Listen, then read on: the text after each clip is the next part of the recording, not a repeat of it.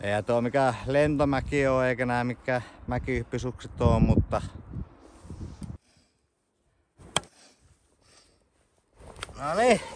Joo, mä oon aina pikkupojasta asti haaveillut mäkihyppäjäurasta, kun näin isot pojat hyppy oma rakentamasta pikkuhyppyristä 10 metrejä.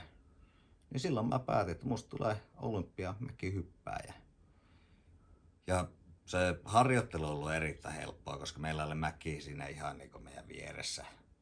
Kuten varmaan tästäkin dokumentista näette, missä mä oon reenannut, ja olen kyllä kehittynyt, että lentomäki kutsuu. Olympiakulta kutsuu. Joo, sitten vielä tosta reenaamisesta. Tuohan on aivan hullua hommaa, että ei kehorakentajakaan ei ne joudu noin kovaa rääkkiä, että kyllä sen näkee kropastakin, että on kroppa on tiukkaa lihasta täynnä, että kyllä tässä kunnossa ollaan.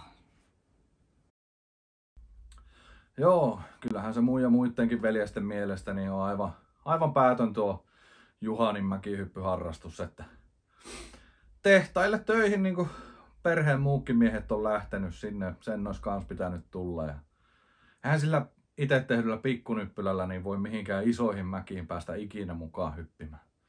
Näin se vaan on.